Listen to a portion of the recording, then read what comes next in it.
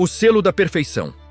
No princípio, antes que o tempo fosse medido por ampulhetas ou pelo girar dos astros, a eternidade era preenchida por uma harmonia que desafia a compreensão humana.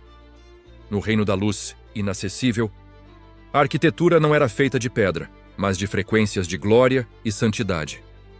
Foi nesse cenário de esplendor absoluto que Deus deu forma a uma de suas obras-primas mais singulares. Ele não era apenas mais um anjo entre as miríades de seres celestiais. Ele era o selo da perfeição. Seu nome original, Estrela da Manhã, carregava a essência de sua função: ser o reflexo mais próximo da luz do Criador. Imagine um ser cuja presença emanava uma sabedoria que superava a de todos os seus pares. Sua beleza não era um adorno externo, mas uma composição divina. A Bíblia nos diz que ele estava no Éden, o jardim de Deus, mas não o Éden terreno que conhecemos. Era um plano de existência superior, onde as pedras preciosas eram o solo sob seus pés. Lúcifer era adornado com todas as gemas que o universo poderia conceber: sárdio, topázio, diamante, berilo, ônix, jaspe, safira, carbúnculo e esmeralda. Cada pedra não estava apenas cravada em suas vestes, elas faziam parte de sua própria estrutura. O ouro que o envolvia servia como condutor para a adoração que ele liderava. Como o querubim ungido, sua função era de extrema proximidade com o trono. Ele era o protetor, aquele que cobria a glória de Deus com suas asas estendidas, movendo-se entre as pedras de fogo que brilhavam no Monte Santo. A música não era algo que ele executava. A música habitava nele. Disse que os seus timbres e as suas flautas foram preparados no dia em que foi criado. Quando ele se movia, o céu se enchia de uma sinfonia que celebrava a soberania do Todo-Poderoso. Não havia mácula, não havia dúvida e certamente não havia sombra. Ele era o portador da luz, o regente do coro celestial, o guardião dos mistérios divinos. Milênios ou eras podem ter passado nessa dança de perfeição, onde o serviço era a maior alegria e a presença de Deus era o único alimento necessário.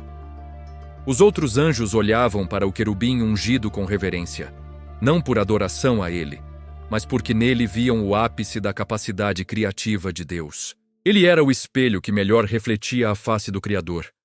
Sua voz era o comando que organizava as hostes, e sua sabedoria era o guia para os mistérios da fundação do cosmos.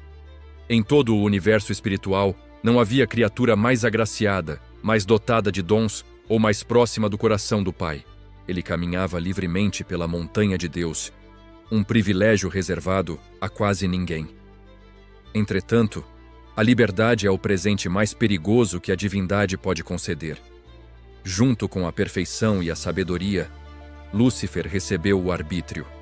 E foi no silêncio dessa perfeição, enquanto os ecos dos louvores ainda ressoavam pelas colunas de cristal do terceiro céu, que algo inédito começou a germinar.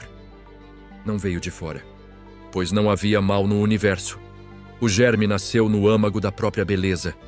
O espelho, que deveria apenas refletir a luz, começou a admirar o seu próprio brilho, esquecendo-se da fonte que o iluminava. O equilíbrio da eternidade estava prestes a ser testado. Nas câmaras secretas de seu ser, o querubim começou a processar um pensamento que nunca havia sido articulado em toda a existência. Um pensamento que não era um louvor, mas uma pergunta. Uma pergunta que mudaria o destino de 1/3 das estrelas e selaria o futuro da humanidade antes mesmo dela existir. Enquanto a sinfonia celestial atingia seu auge, um único tom dissonante vibrou no coração de Lúcifer. Ele olhou para o trono e, pela primeira vez, não sentiu o desejo de se prostrar, mas sim um desejo sombrio de se sentar.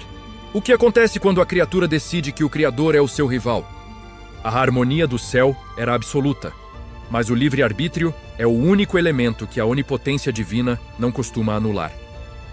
No interior de Elel, o querubim ungido, o silêncio da adoração começou a ser substituído pelo ruído de um diálogo interno perigoso. A Bíblia nos dá uma janela para essa mente em Ezequiel 28:17, afirmando que elevou-se o teu coração por causa da tua formosura. Corrompeste a tua sabedoria por causa do teu resplendor. O pecado de Lúcifer não foi um erro de cálculo, mas uma distorção da perspectiva. Ele parou de olhar para o trono e começou a olhar para o próprio reflexo nas pedras de fogo. Imagine a cena. Helel liderando o coro de milhões de vozes. Enquanto os serafins clamavam Santo, Santo, Santo, uma nota dissonante ecoava apenas dentro dele. Ele começou a questionar a hierarquia da existência. Se eu sou o mais sábio, por que não sou eu quem define os rumos? Se eu sou o mais belo, por que não sou o centro dos olhares? A sabedoria que Deus lhe dera, antes usada para governar as hostes com justiça, tornou-se astúcia. Ele começou a usar sua inteligência superior para justificar sua insatisfação. O querubim não queria apenas ser livre, ele queria ser supremo. É aqui que as Escrituras, através de Isaías 14, 13 e 14, revelam o que chamamos de os 5 pilares da rebelião. No segredo de sua alma, Helel formulou seu manifesto de guerra. O primeiro passo foi o desejo de ascensão. Eu subirei ao céu. Ele já habitava as regiões celestiais, mas buscava um nível de autoridade que pertencia apenas ao incriado. O segundo passo foi a ambição de governo. Acima das estrelas de Deus, exaltarei o meu trono. As estrelas aqui representam os outros seres angélicos. Ele queria que a reverência que os anjos prestavam a Deus passasse a ser filtrada por ele. O terceiro passo foi a busca pela posição legislativa. No monte da congregação me assentarei. Ele desejava o lugar onde os decretos divinos eram estabelecidos. O quarto passo foi a busca pela glória visível. Subirei sobre as alturas das nuvens. No contexto bíblico, as nuvens frequentemente simbolizam a glória de Deus, a Shequina. Ele queria se revestir da luz que era exclusiva da divindade. E, finalmente, o golpe de misericórdia contra a própria lógica. Serei semelhante ao Altíssimo. Lúcifer cometeu o erro fundamental de acreditar que o dom, sua perfeição, era equivalente à fonte, o Criador. Esse processo não aconteceu em um piscar de olhos terreno. Como o tempo no reino de Deus não segue a nossa cronologia linear, essa corrupção pode ter fermentado por o que chamaríamos de eras. Helel continuava a desempenhar suas funções. Ele ainda brilhava. Ele ainda liderava a música. Mas seu brilho agora era uma máscara. A maior tragédia da queda de Lúcifer foi a solidão de seu primeiro pecado. Ele foi o primeiro ser em toda a existência a experimentar o isolamento do eu contra o nós divino. Ele tornou-se o inventor da mentira, mas a primeira pessoa que ele enganou foi a si mesmo. Ele começou a observar os outros anjos, os principados e as potestades com um novo olhar. Ele não os via mais como companheiros de serviço, mas como recursos em potencial. Sua sabedoria corrompida disse-lhe que, se ele conseguisse convencer uma parte considerável do exército celestial de que Deus era um soberano rígido e que havia outras formas de governar, seu plano de ascensão seria inevitável. Ele começou a preparar o terreno, usando sua posição de prestígio para semear dúvidas sutis. Ele não atacava Deus diretamente. Ele questionava as intenções de Deus. O querubim protetor, aquele que deveria guardar a santidade, tornou-se o primeiro espião do cosmos. Ele movia-se entre as ordens angelicais com uma elegância que escondia um veneno. Enquanto o trono de Deus emanava amor e justiça, Helel emanava uma sedução intelectual. O universo estava prestes a conhecer a primeira divisão. A luz estava prestes a dar origem às trevas. Não por criação, mas por ausência de obediência. Lúcifer percebeu que sozinho, ele era apenas uma criatura rebelde, mas com um exército, ele seria um monarca rival. Ele então se aproximou de um grupo de anjos de alta patente e, com uma voz que soava como a melodia mais doce já ouvida, fez uma pergunta que abalou as fundações da confiança celestial. Vocês já se perguntaram por que temos tanto poder, mas nenhuma autoridade real sobre o nosso próprio destino? O que aconteceu quando os primeiros anjos pararam para ouvir a serpente antes mesmo da serpente existir na terra? A diplomacia das trevas. A rebelião não começou com um brado de guerra, mas com um sussurro de camaradagem. Helel, ainda revestido de sua glória de querubim ungido, utilizava sua influência. Ele não se apresentava como inimigo de Deus, mas como um visionário. Buscava o progresso para a casta angelical, uma sedução intelectual e espiritual. Lúcifer frequentava as ordens dos anjos, tronos, dominações, virtudes e potestades, com uma pergunta sutil: por que seres tão magníficos como nós devem ser apenas executores? Ele explorava a natureza da adoração, apresentando o serviço como limitação, sugerindo que sua sabedoria era suficiente para definirem suas próprias leis e domínios. A astúcia do querubim fazia a desobediência parecer uma forma mais elevada de liberdade. Vastas planícies de luz onde as hostes se reuniam. Helel pregava a autoexaltação. Ele dizia aos anjos que eram deuses em potencial, que sua luz era própria. Visava especialmente os líderes, aqueles que comandavam legiões. Uma facção crescente começou a se reunir em assembleias secretas, longe do Monte Santo. Nesses encontros, o brilho de Helel parecia mais intenso, mas era uma luz que ofuscava. Ele falava sobre um novo reino, onde a hierarquia seria baseada no mérito. Começou a rotular a justiça de Deus como tirania e a santidade como barreira.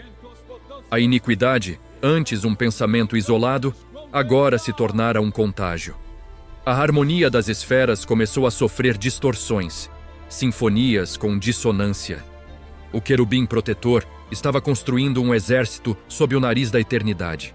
Ele usou a confiança para atrair anjos que nunca haviam conhecido a mentira.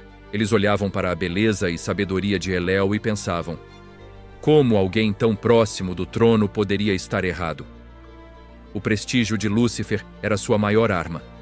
Ele convenceu um terço das hostes de que o Criador estava escondendo algo, que havia níveis de existência e poder, que só poderiam ser alcançados através da ruptura. A coalizão rebelde estava formada. Milhares de seres de luz juravam lealdade a um par. A atmosfera no reino celestial mudou drasticamente. A paz foi substituída por expectativa sombria.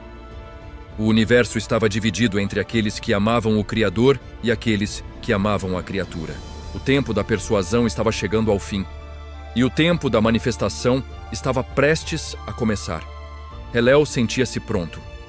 Ele olhou para seu exército de estrelas caídas e sentiu que o trono estava ao seu alcance. No entanto, a santidade de Deus não é passiva. O sistema de justiça universal não poderia permitir a coexistência do erro com a perfeição absoluta. No centro da capital celestial, uma movimentação começou a ocorrer. O exército que permaneceu fiel não estava apenas assistindo. Eles estavam se organizando, sob o comando de um líder que não buscava glória para si mesmo. No momento em que Lúcifer deu o primeiro passo em direção ao trono, o silêncio do céu foi quebrado por um som que ele não esperava, um brado de guerra. Diante dele, bloqueando o caminho para a glória suprema, surgiu um arcanjo, cujo nome era, em si, uma pergunta de desafio. Quem é como Deus? O que acontece quando o portador da luz encontra o general da justiça face a face? A peleja no céu. O céu nunca havia conhecido o som do metal contra o metal, nem o rugido de um exército em marcha. Até aquele momento, a única arma conhecida era a palavra, e o único exército era uma assembleia de adoradores. No entanto, quando Lúcifer deu o passo definitivo em direção ao trono de Deus, a realidade espiritual sofreu uma ruptura catastrófica. O ambiente de paz absoluta foi substituído por uma tensão que parecia fazer vibrar as próprias fundações do universo. Foi nesse instante que o arcanjo Miguel, cujo nome ecoa o desafio supremo à soberba, posicionou-se na brecha. O que se seguiu foi o evento que as Escrituras descrevem em Apocalipse 12:7. Houve peleja no céu. Esta não era uma batalha como as que a humanidade viria a conhecer em campos de terra e sangue. Era uma guerra de vontades, de autoridade e de luz contra a distorção da luz. De um lado, Helel, o portador da luz, agora transfigurado pela fúria de sua ambição. Ele liderava um terço das estrelas do céu. Suas vestes de pedras preciosas emitiam um brilho frio e cortante, uma luz que buscava cegar em vez de iluminar. Do outro lado, Miguel liderava as hostes fiéis, anjos que não possuíam o prestígio original de Lúcifer, mas que eram fortalecidos pela obediência e pelo zelo pela santidade divina. A colisão dessas forças foi indescritível. Imagine frequências de poder colidindo, onde cada golpe não era apenas um impacto físico, mas um argumento espiritual. Lúcifer lançava contra as hostes fiéis toda a sua sabedoria corrompida, tentando abalar a confiança dos anjos de Miguel. Ele gritava mentiras sobre a natureza do Pai, alegando que a lei de Deus era uma prisão e que ele, o rebelde, era o verdadeiro libertador. Miguel, porém, não combatia com sua própria força. A cada investida de Lúcifer, o arcanjo respondia com a verdade absoluta. O escudo da fé e a espada do Espírito não eram metáforas. Eram realidades tangíveis que repeliam as sombras. Enquanto a batalha se intensificava, a aparência de Lúcifer começou a sofrer uma metamorfose terrível e irreversível. A Bíblia nos diz, em Apocalipse 12:9, que ele é o grande dragão, a antiga serpente. Essa mudança não foi uma criação de Deus, mas o resultado externo da iniquidade que agora dominava seu ser. À medida que o ódio tomava o lugar do amor e o orgulho destruía sua beleza original, o anjo resplandecente tornava-se monstruoso. Seus olhos, que antes refletiam a luz do trono, agora queimavam com o fogo do ressentimento. A música que habitava nele transformou-se em um estrépito de destruição. O universo assistia pela primeira vez à feiura moral. A luta se estendeu pelas dimensões celestiais. Onde quer que as hostes de Lúcifer tentassem fincar pé, a luz da justiça de Deus as empurrava de volta. Os anjos rebeldes que haviam trocado sua habitação eterna por uma promessa vazia de autonomia começaram a sentir o peso da separação. Sem a conexão vital com a fonte da vida, sua energia tornava-se finita e amarga. Eles estavam lutando contra o próprio fundamento da realidade. Miguel, avançando com a autoridade delegada pelo Altíssimo, pressionava as legiões das trevas em direção aos limites do reino da luz. A cada passo de Miguel, o céu era purificado da presença daqueles que haviam escolhido a traição. Lúcifer, vendo que seu plano de tomar o trono estava ruindo, não se rendeu. Em vez disso, sua raiva aumentou. Ele percebeu que, se não pudesse governar o céu, ele tentaria destruir tudo o que Deus amava. O conflito atingiu um ponto de não retorno. O sistema de governo celestial não poderia mais tolerar a presença do acusador e de seus seguidores. O veredito já havia sido selado no coração da divindade. A santidade exige a separação. A luz e as trevas não poderiam mais habitar o mesmo plano de existência. O momento da expulsão definitiva estava chegando, e o cosmos inteiro prendia a respiração diante do julgamento que estava prestes a ser executado. Miguel ergueu sua espada de luz e, com um brado que reverberou por todas as galáxias e dimensões, desferiu o golpe de autoridade final. Não era apenas um golpe para vencer uma luta, mas para expulsar o erro. Lúcifer e seus anjos foram lançados para fora das esferas da glória inacessível. Eles caíram como relâmpagos, cortando o espaço e o tempo em uma trajetória de desespero. A queda foi um evento que sacudiu as colunas do universo, mas para onde Lúcifer e suas legiões foram enviados? Eles não caíram no vazio absoluto, mas em direção a um pequeno e azulado ponto de vida que acabara de ser preparado. Enquanto o dragão caía, ele avistou o Jardim do Éden, e um plano ainda mais sinistro começou a tomar forma. Se ele não pudesse ser Deus, ele se tornaria o mestre daquela que era a imagem e semelhança do Criador. Como a queda do céu preparou o cenário para a maior tragédia da Terra. O impacto da queda não foi apenas um deslocamento geográfico, mas uma transformação ontológica. Quando Lúcifer e suas legiões foram expulsos das esferas da glória inacessível, eles não caíram apenas através do espaço, mas através das camadas da própria realidade. O ser que antes era o selo da perfeição sentiu pela primeira vez o frio da ausência de Deus. A luz que emanava de sua essência, que antes era alimentada pela presença do Criador, começou a se apagar, tornando-se uma fosforescência pálida e doentia. Ele não era mais Helel, o portador da luz. Ele agora era Satanás, o adversário.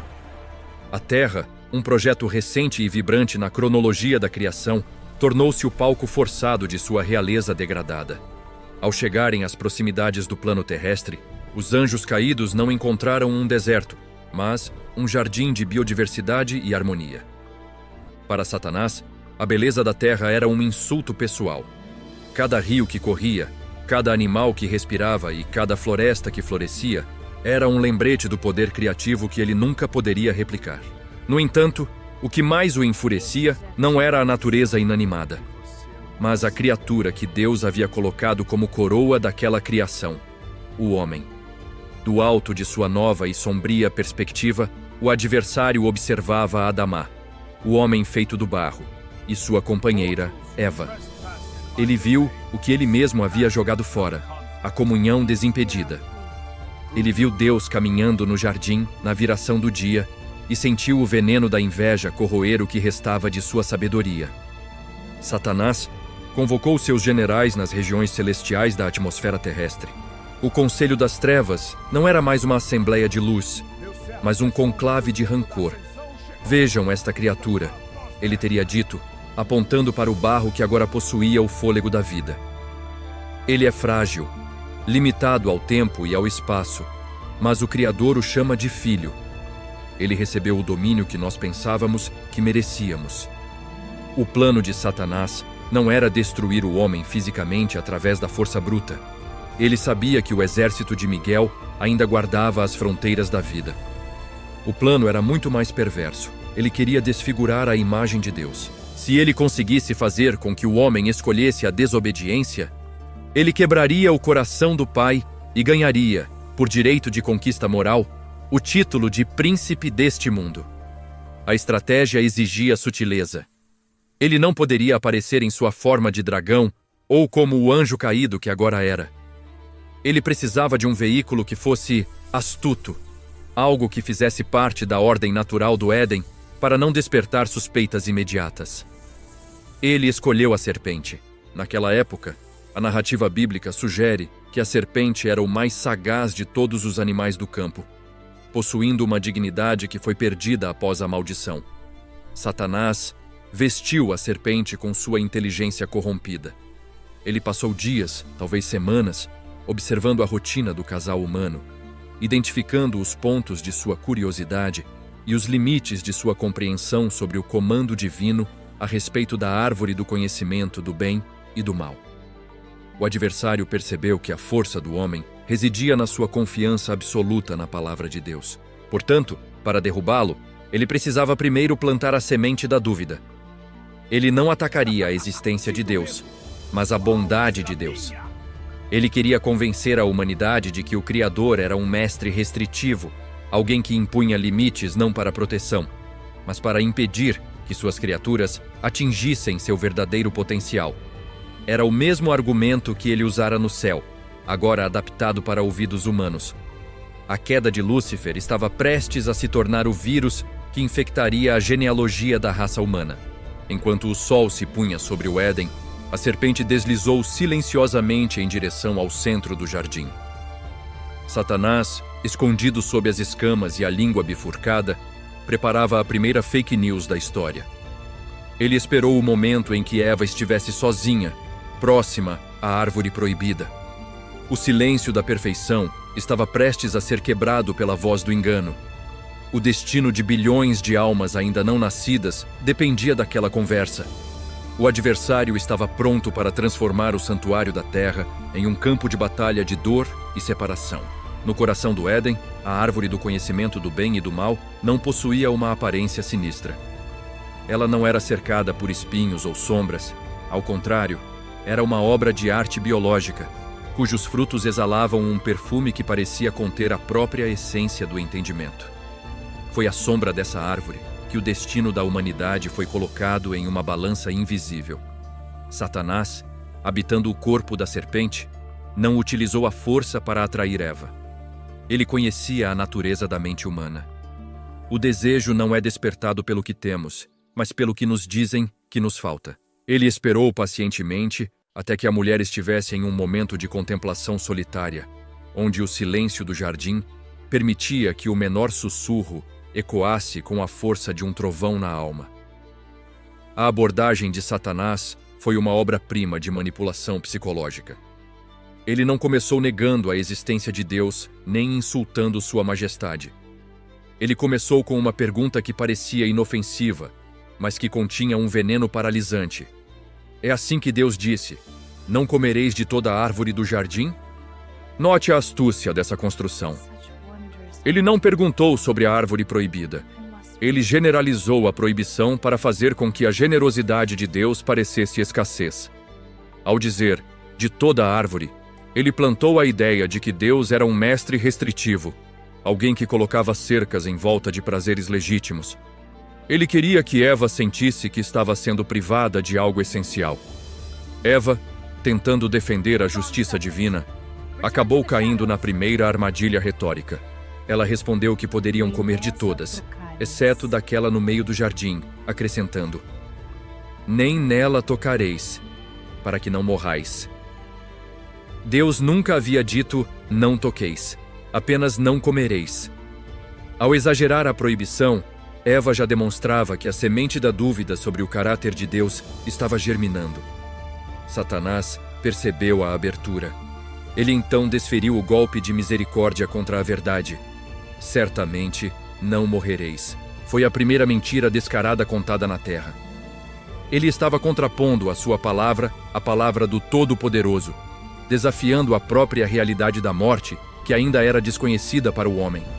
O argumento final de Satanás foi o mesmo que causou sua própria ruína no céu: a promessa da divindade independente. Deus sabe que no dia em que dele comerdes, se abrirão os vossos olhos e sereis como Deus, sabendo o bem e o mal. Ele apresentou o pecado não como uma rebelião, mas como um rito de passagem para a iluminação. Ele sugeriu que Deus estava escondendo um segredo de Estado e que a proibição era, na verdade, um ato de insegurança divina. Se eles comessem, eles não precisariam mais depender das orientações do Criador. Eles seriam seus próprios deuses, definindo para si mesmos o que era certo e o que era errado. A autonomia era a isca e a soberba era o anzol. Eva olhou para o fruto. O que antes era apenas uma ordem de obediência tornou-se uma obsessão visual e intelectual. A Bíblia descreve um processo triplo de tentação. A árvore era boa para comer, concupiscência da carne, agradável aos olhos, concupiscência dos olhos, e desejável para dar entendimento, soberba da vida. O veneno de Satanás havia transformado o dom da vida em um objeto de consumo egoísta. No momento em que ela estendeu a mão e colheu o fruto, o universo espiritual estremeceu. Quando ela o mordeu, a conexão de luz que ligava o espírito humano à fonte eterna foi rompida. E quando ela deu a Adamá, e ele também comeu, o selo da morte foi assinado. Não houve um raio caindo do céu ou um grito de dor imediato. O horror da queda foi silencioso e interno. De repente, a percepção deles mudou. A luz da glória que os envolvia como uma veste natural desapareceu. Pela primeira vez, eles sentiram o frio da vulnerabilidade. A nudez, que antes era o símbolo da transparência e da inocência, tornou-se um fardo de vergonha. Eles olharam um para o outro e não viram mais o reflexo de Deus, mas a fragilidade da carne. Satanás, do alto de sua malícia, observava em silêncio. Ele havia conseguido o que queria. Ele havia arrastado o ápice da criação para o seu próprio estado de exílio espiritual. O príncipe deste mundo acabara de ser coroado pela negligência humana. Eles tentaram se esconder. Eles costuraram folhas de figueira para cobrir a vergonha, uma tentativa patética de resolver com as próprias mãos o que só o Criador poderia restaurar. Mas o Éden não era mais um santuário. Era um tribunal silencioso aguardando o juiz. O ar do entardecer, que antes trazia a expectativa de um encontro amoroso, agora trazia o peso do julgamento. Eles ouviram o som que costumava ser a maior alegria de suas vidas, mas que agora era o seu maior terror. No silêncio da viração do dia, os passos de Deus ecoaram pelo jardim. Ele não veio com raios ou exércitos, mas com uma voz carregada de uma tristeza infinita, que percorreu cada folha e cada criatura, fazendo Satanás recuar para as sombras. A pergunta de Deus não foi um grito de fúria, mas uma interrogação que cortou o véu da mentira. Onde estás? O que aconteceu quando o Criador confrontou a criatura e o invasor E quais foram as sentenças que alteraram para sempre a genética da nossa realidade? A voz que antes era o bálsamo da alma, agora soava como o trovão da justiça. No silêncio sepulcral que caiu sobre o Éden, a pergunta de Deus: onde estás? Não era um pedido de informação geográfica, pois o onisciente sabia exatamente sob qual folhagem o casal se escondia. Era um chamado ao arrependimento, uma oportunidade final para que a criatura confessasse a invasão do mal em seu íntimo. No entanto, o veneno de Satanás já havia alterado a psicologia humana. Em vez de contrição, surgiu a esquiva. Em vez de amor, surgiu o medo. Escondidos entre as árvores, Adão e Eva experimentavam a primeira crise de identidade da história. Eles não se reconheciam mais como filhos, mas como fugitivos. Quando finalmente saíram das sombras, a cena era deplorável. O casal, outrora revestido de luz, estava coberto por folhas de figueira murchas, símbolos da tentativa humana de esconder o pecado com as próprias mãos. O diálogo que se seguiu revelou a profundidade da queda. Adão, em um ato de covardia espiritual, culpou a mulher e, indiretamente, o próprio Deus. A mulher que tu me deste. Eva, por sua vez, apontou para a serpente. A serpente me enganou. Nas sombras, Satanás sorria. Ele havia introduzido no mundo a discórdia doméstica e a irresponsabilidade moral. Ele acreditava ter criado um abismo intransponível entre o Criador e a criatura. Ele esperava que Deus, em sua santidade absoluta, aniquilasse a humanidade ali mesmo, selando a vitória definitiva do adversário. Mas o julgamento de Deus não seguiu o roteiro do destruidor. O Senhor voltou-se primeiro para o instrumento da queda. A sentença proferida contra a serpente foi imediata e física, mas continha uma camada espiritual profunda que fez o coração de Lúcifer gelar. Sobre o teu ventre andarás e pó, comerás todos os dias da tua vida. A criatura que Satanás usara como pedestal de sua arrogância foi rebaixada ao nível mais humilde da terra.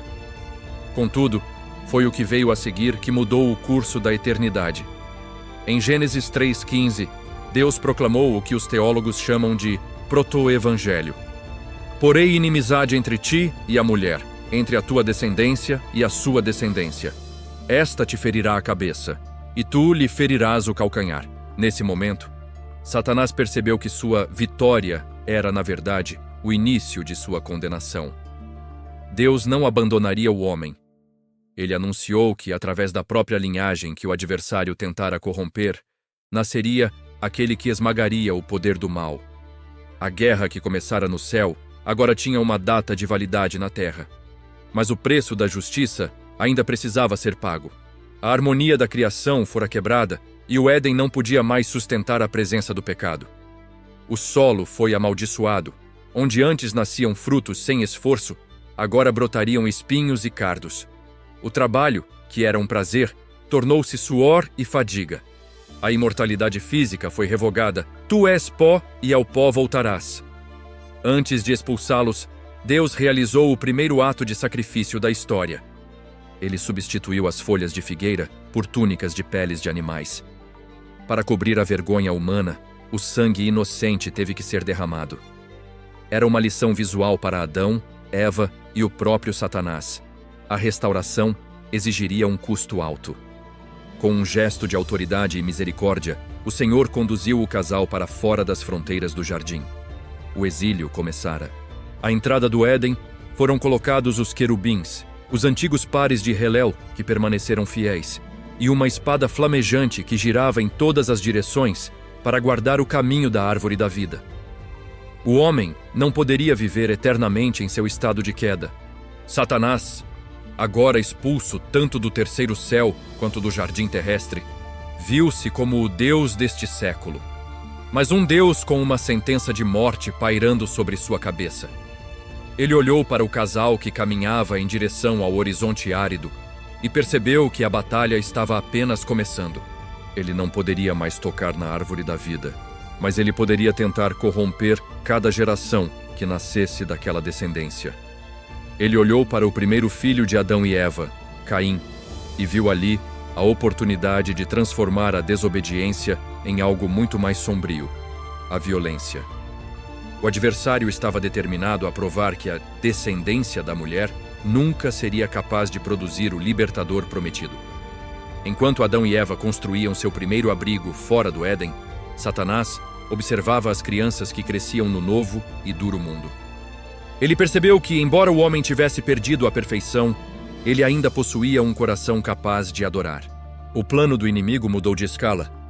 Se ele não pudesse matar a promessa no berço, ele transformaria a própria família humana em um campo de morte. O que acontece quando o primeiro crime de sangue da história é cometido sob o sussurro do caído, e como isso deu origem às linhagens que definiriam as guerras espirituais das eras vindouras. Fora das fronteiras do Éden, o tempo começou a pesar sobre os ombros da humanidade. Satanás, agora o mestre das sombras, observava com uma paciência milenar o crescimento da família humana. Ele não era mais apenas um observador. Ele era um estrategista biológico e espiritual. Seu objetivo era claro. Se Deus havia prometido que a descendência da mulher esmagaria sua cabeça, ele deveria corromper essa descendência, até que não restasse nenhum ser humano puro o suficiente para carregar a semente do libertador. A primeira grande vitória do adversário veio com Caim. Ao alimentar o ciúme e a rejeição no coração do primogênito de Adão, Satanás viu o primeiro sangue humano molhar a terra. A morte, que antes era uma sentença teórica, tornou-se uma realidade brutal. Contudo, a morte de Abel e o exílio de Caim não foram suficientes. Através de Sete, Adão teve uma nova linhagem que começou a invocar o nome do Senhor. Isso representava uma ameaça direta ao império das trevas. Satanás percebeu que precisava de uma tática mais agressiva do que apenas o sussurro da dúvida. Ele convocou uma facção de seus seguidores, seres angélicos que as escrituras e tradições antigas chamam de vigilantes, para uma incursão sem precedentes no plano físico. O que se seguiu é um dos episódios mais misteriosos e sombrios da Bíblia, relatado em Gênesis 6:1 e 4. Os filhos de Deus viram que as filhas dos homens eram formosas e tomaram para si mulheres de todas as que escolheram. Esta não foi apenas uma transgressão moral, foi um ato de terrorismo genético. Os anjos caídos abandonaram sua própria habitação espiritual para se misturarem com a carne humana. A intenção de Satanás era hibridizar a raça humana, criando uma linhagem que fosse metade espiritual e metade terrena, mas totalmente alienada de Deus. Dessa união proibida nasceram os Nefilim. Os gigantes da antiguidade, homens de renome, mas dotados de uma natureza violenta e desprovida de alma humana. Estes seres não eram apenas fisicamente imponentes, eles eram os portadores de conhecimentos proibidos. Sob a influência de seus pais caídos, eles ensinaram à humanidade a arte da guerra, o uso de metais para armas, a astrologia corrompida e as artes ocultas que visavam o poder próprio em vez da adoração ao Criador. A Terra, outrora um jardim de harmonia, transformou-se em um pesadelo de tirania e sangue. A iniquidade de Lúcifer agora se manifestava em larga escala através de seus netos espirituais. O selo da perfeição assistia satisfeito, enquanto o mundo se tornava um espelho de sua própria queda. Um lugar onde o forte devorava o fraco e onde o nome de Deus era esquecido ou blasfemado. A violência tornou-se a linguagem universal. Os Néfilim dominavam cidades e estabeleciam cultos à própria personalidade, antecipando o que o mundo viria a conhecer como idolatria. A corrupção não era apenas comportamental, ela era sistêmica. A imaginação dos homens era continuamente má, e o vírus da rebelião de Lúcifer havia infectado quase todos os corações. Satanás acreditava ter vencido. Ele olhava para as populações da Terra e via apenas hibridismo, violência e sombras.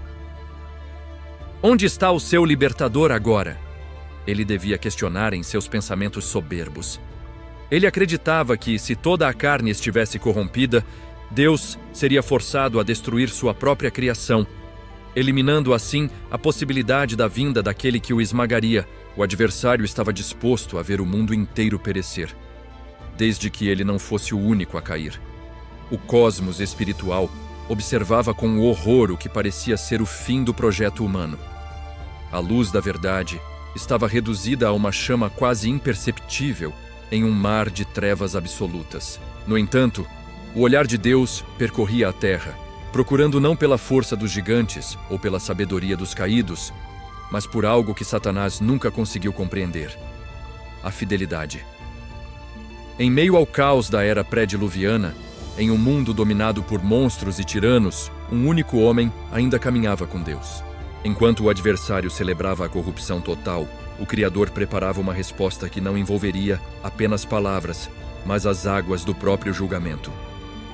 A engenharia da salvação estava sendo desenhada em segredo, e o plano de Satanás de contaminar toda a linhagem humana estava prestes a encontrar um obstáculo inesperado. Satanás observava com desdém um velho homem chamado Noé, que passava seus dias construindo uma estrutura colossal de madeira no meio de terra seca. Para o príncipe das trevas, aquilo era apenas um monumento à loucura de um ancião. O que o adversário não percebeu é que aquela arca não era apenas um barco, mas o veículo que protegeria a última linhagem pura da humanidade. O que acontece quando os céus se abrem e as fontes do abismo se rompem? E como Satanás planejou sobreviver ao dia em que Deus decidiu lavar a terra com sua justiça, o céu, que por séculos vira apenas o brilho do sol e a luz das estrelas, começou a se fechar em um manto de densa escuridão.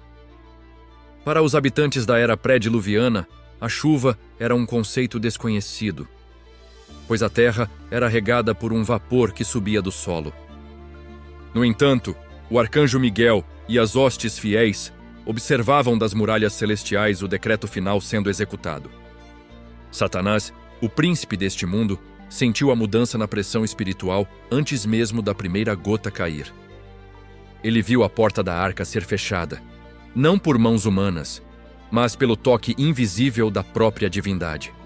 Naquele momento, o adversário compreendeu que o tempo da persuasão havia acabado. O tempo do acerto de contas havia chegado. O dilúvio não foi apenas um evento meteorológico, foi uma reversão da criação. As fontes do grande abismo se romperam e as janelas dos céus se abriram. A água, que antes era o elemento da vida, tornou-se o agente da purificação. Satanás observava, do alto de sua fúria impotente, enquanto seus monumentos de soberba eram tragados. Os gigantes Néfilim, que se consideravam deuses e cujos nomes faziam as nações tremerem, agora lutavam desesperadamente por um fôlego de ar nos picos das montanhas mais altas. A força física e os conhecimentos proibidos que os anjos caídos lhes deram de nada serviram contra a soberania do Criador. O Império das Trevas, construído com tanto esforço genético e espiritual, estava sendo literalmente lavado da face da existência. Para Satanás, o golpe mais doloroso não foi a perda da humanidade corrompida, mas o destino de seus aliados mais próximos. Os anjos que haviam abandonado sua habitação original para se misturarem com os homens foram capturados pela justiça divina, como descrevem os textos de 2 Pedro 2:4 e Judas 1:6. Deus não os poupou, mas os entregou às cadeias da escuridão, reservando-os para o juízo do grande dia em um lugar de contenção espiritual. O adversário viu-se subitamente isolado de seus generais mais poderosos. Suas legiões foram reduzidas e seu campo de atuação foi severamente limitado. Ele percebeu que, embora fosse o príncipe, ele ainda estava sob o controle do rei. Enquanto as águas cobriam até os picos mais elevados, um único objeto flutuava sobre o caos: a arca. Para Satanás, aquela caixa de madeira de gofer representava a persistência da esperança divina. Dentro dela, 8 almas humanas, e a genética pura de cada espécie guardavam a promessa do Gênesis 3:15. O inimigo tentou, através de tempestades espirituais, abalar a estrutura daquela embarcação, mas ela estava selada por fora e por dentro, pela proteção de Deus. Por 40 dias e 40 noites, o julgamento foi absoluto. O mundo de Lúcifer havia morrido. Quando as águas começaram a baixar e o topo do Monte Ararat surgiu, o cenário era de uma desolação purificada. O cheiro da morte havia sido substituído pelo frescor de uma terra lavada. Noé saiu da arca e levantou o primeiro altar do novo mundo. Satanás observou o sacrifício e sentiu o aroma de adoração subir ao trono. Em resposta, Deus colocou um arco nas nuvens, um símbolo de aliança de que nunca mais destruiria a terra por águas. Mas o adversário não é um ser que se rende facilmente. Ele olhou para a nova família humana e percebeu que, embora a terra tivesse sido limpa, o coração do homem ainda carregava o vírus da queda original. Ele não precisava mais de gigantes ou de hibridismo. Ele só precisava de uma oportunidade para reorganizar a rebelião humana sob uma nova bandeira. Satanás começou a planejar sua próxima jogada. Ele percebeu que se os homens permanecessem unidos em uma única língua e um único propósito fora da vontade de Deus, eles poderiam tentar novamente subir ao céu. Ele não buscaria mais a corrupção individual, mas a corrupção coletiva através do sistema. Ele esperou que a descendência de Noé se multiplicasse e nas planícies de Sinar ele encontrou o seu novo pupilo. Um homem chamado Nimrod, o primeiro a se tornar poderoso na terra e a desafiar o governo divino através da construção de uma estrutura que desafiaria as nuvens. O plano era ambicioso: criar uma religião mundial e um governo único centralizado no orgulho humano. Uma Babel que servisse como o portal de volta para a glória que ele perdera. Satanás queria provar que, mesmo após o dilúvio, ele ainda poderia ser o arquiteto da civilização humana, guiando-os para longe do Criador através da unificação de suas vontades sob um símbolo de pedra e rebeldia.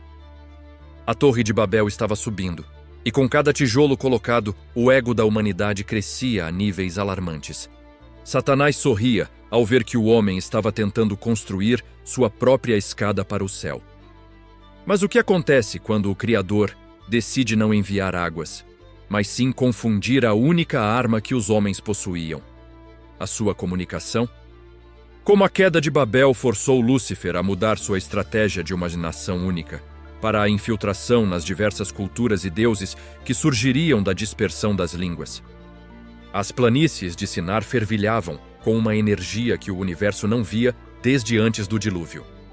Sob o comando de Nimrod, o vigoroso caçador diante do Senhor, a humanidade havia encontrado uma unidade perigosa. Satanás, observando das sombras da atmosfera, deleitava-se com o que via. Uma civilização inteira movida pelo mesmo combustível que causara sua própria queda: o desejo de autossuficiência e exaltação. Façamos para nós um nome, diziam os homens, ecoando o Eu subirei de Lúcifer. A Torre de Babel não era apenas um feito de engenharia. Era um zigurate espiritual, uma escadaria de tijolo e betume que visava invadir o domínio divino e estabelecer uma soberania humana independente de Deus. O príncipe das trevas percebeu que a força do homem residia na sua comunicação perfeita. Com uma única língua, não havia limites para o que poderiam projetar. Ele sussurrava nos ouvidos dos arquitetos e sacerdotes de Nimrod, incentivando-os a transformar a torre em um portal para as estrelas, um lugar onde a astrologia corrompida e o culto aos astros substituiriam a adoração ao Criador. Satanás buscava centralizar toda a rebelião em um único ponto geográfico, uma nova ordem onde ele seria o mestre oculto por trás do trono de Nimrod. Contudo, ele subestimou, mais uma vez, a intervenção direta do Altíssimo. Em um instante de julgamento silencioso, Deus desceu para ver a cidade e a torre, e com um sopro de confusão, fragmentou a linguagem humana. O caos que se seguiu em Babel foi o maior desastre logístico da história. Pais não entendiam filhos. Construtores gritavam ordens que soavam como ruídos sem sentido para seus companheiros. A unidade que Satanás tanto cultivara dissolveu-se em desconfiança e medo. Os grupos, incapazes de se comunicar, começaram a se dispersar pelas 4 direções da terra. Para o adversário, este parecia ser um revés catastrófico, mas sua mente astuta rapidamente se adaptou à nova realidade. Se ele não pudesse ter uma única nação sob seu domínio, ele teria todas elas, mas de uma forma muito mais insidiosa, através do espelhamento da mentira. À medida que os povos se espalhavam e formavam culturas distintas na Mesopotâmia, no Egito, no Extremo Oriente e além, Satanás e suas legiões de demônios e anjos caídos se infiltraram nessas novas nações. Ele percebeu que a sede de adoração era inerente ao homem. Então ele a redirecionou para si mesmo sob 1000 máscaras diferentes. Ele se tornou o Baal dos cananeus, o Ra dos egípcios, o Zeus dos gregos. Ele fragmentou a imagem do divino em panteões complexos, onde cada deus exigia sacrifícios, frequentemente humanos, para aplacar sua ira ou garantir colheitas. Satanás criou uma rede global de idolatria, garantindo que, não importa para onde o homem fugisse, ele encontraria um altar dedicado a uma mentira. Essa estratégia de dividir e conquistar permitiu que o inimigo estabelecesse principados territoriais. Ele designou seus generais mais poderosos para governar sobre regiões específicas, influenciando reis, rainhas e feiticeiros. O mundo tornou-se um mosaico de trevas, onde a verdade sobre o Criador era enterrada sob camadas de mitologias e rituais de sangue. O plano de Lúcifer era criar tamanha confusão espiritual que a promessa da descendência da mulher se perdesse no labirinto das religiões pagãs. Ele queria que o libertador, quando viesse, fosse apenas mais um nome em uma lista infinita de divindades, ou que o povo escolhido para trazê-lo fosse corrompido pela cultura ao seu redor. Séculos se passaram enquanto o adversário consolidava seu império invisível. Ele observava com escárnio as nações se matando em nome de ídolos de pedra e madeira que ele mesmo inspirara. A escuridão parecia quase total, e o conhecimento do Deus único estava desaparecendo na névoa do tempo. Satanás acreditava que havia vencido a guerra de atrito. Ele havia cercado a humanidade com um exército de deuses falsos e um sistema de medo e superstição. Mas, enquanto ele se concentrava no controle das grandes civilizações e seus exércitos, o Criador estava, mais uma vez, agindo no silêncio, focando seus olhos em um único homem, em uma terra distante chamada Ur dos Caldeus. O plano de Deus estava prestes a entrar em uma fase de precisão cirúrgica. Ele não responderia à rebelião global com outro dilúvio, mas com uma eleição soberana. Ele escolheria um indivíduo para ser o pai de uma nação que seria luz para os gentios, um povo que carregaria o DNA da promessa através dos séculos, apesar de todos os esforços das trevas para extingui-lo. Satanás acompanhou com curiosidade quando um homem chamado Abrão deixou sua casa e sua parentela para seguir uma voz que prometia o impossível. Por que o Altíssimo investiria tanto em um único homem e sua esposa estéril?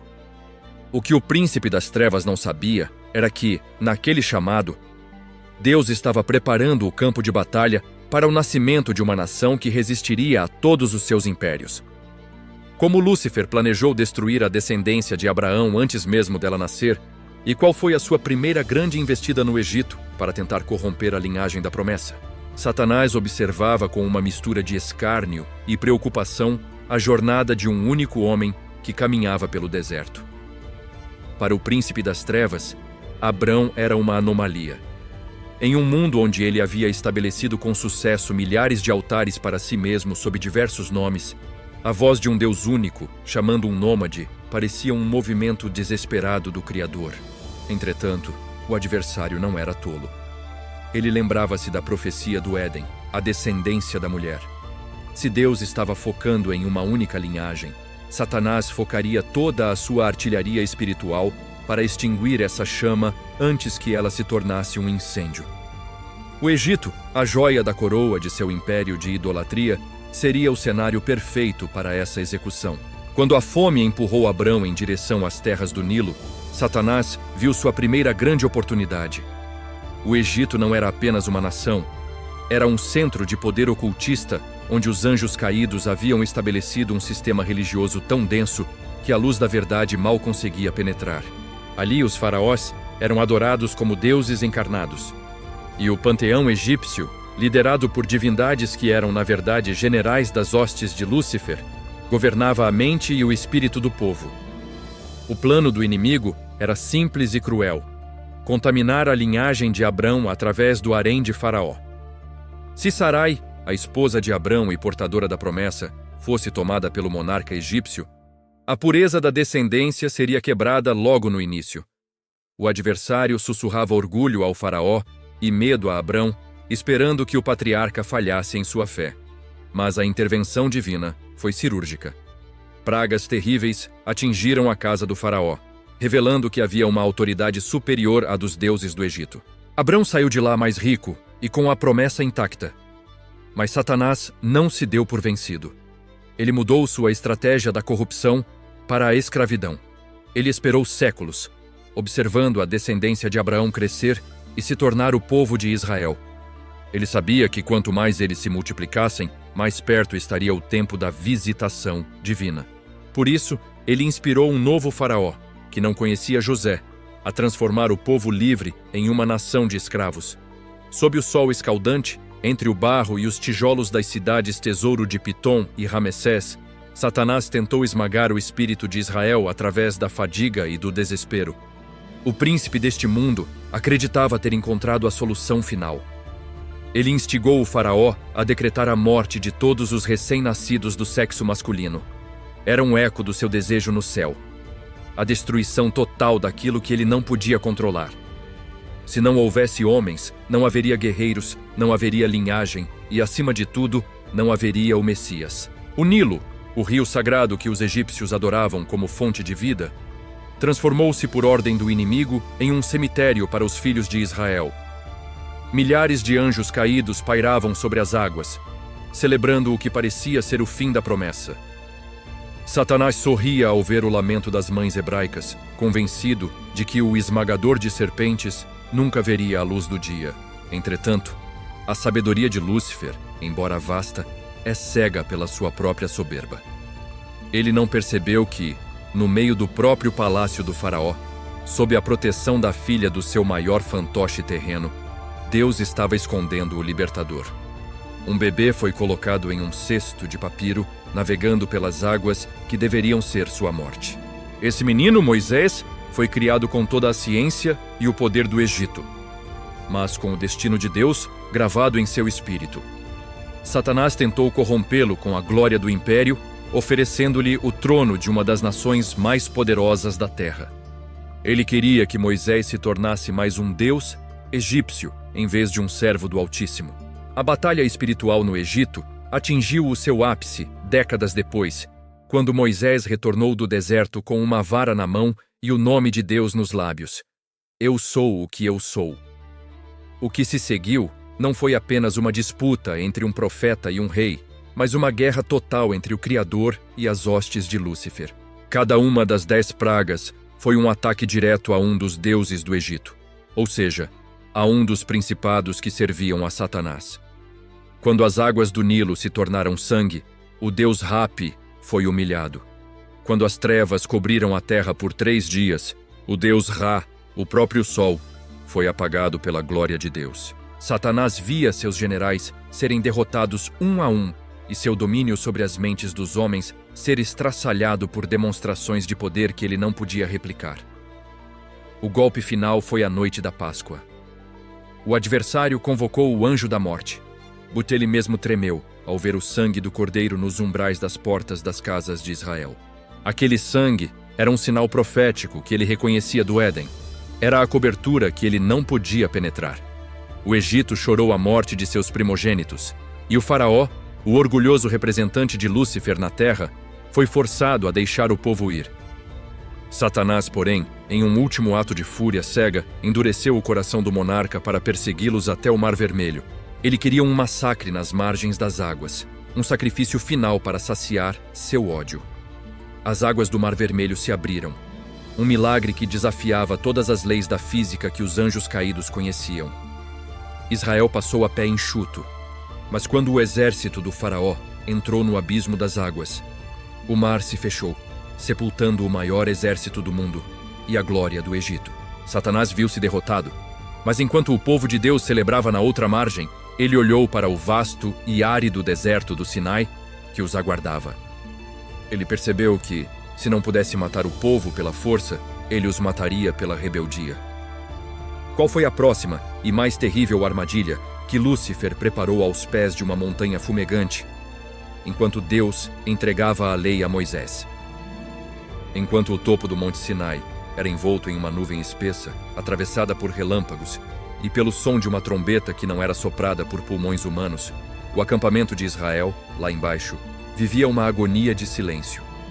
Moisés estava ausente há quase 40 dias, mergulhado na glória do Eu Sou para receber as tábuas da lei.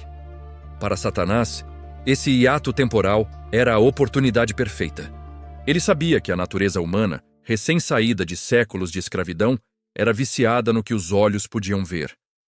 A fé no invisível é a maior derrota para o adversário, pois ele opera no reino das sensações e da evidência física.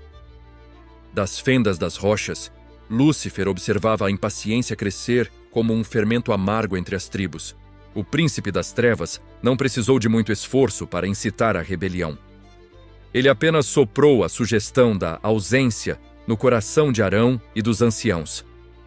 Este Moisés, o homem que nos tirou do Egito, não sabemos o que lhe aconteceu, diziam eles.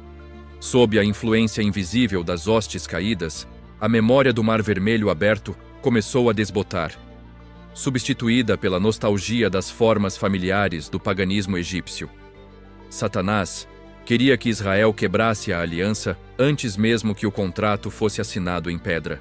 Ele desejava transformar o povo de Deus em um povo de ídolos, provando ao universo que a humanidade sempre preferiria um Deus que pudesse ser carregado nas mãos a um Deus que carregasse o mundo em suas mãos. A fundição do bezerro de ouro foi um triunfo temporário para o inferno. O ouro que Deus havia providenciado para a construção do tabernáculo foi desviado para criar a efígie de Apis, o touro sagrado do Egito. Enquanto o povo dançava em volta da imagem, entregando-se a festas ruidosas e imoralidade, Satanás celebrava. Ele via naquela cena o espelhamento de sua própria traição, a criatura adorando a obra de suas próprias mãos em vez do Criador.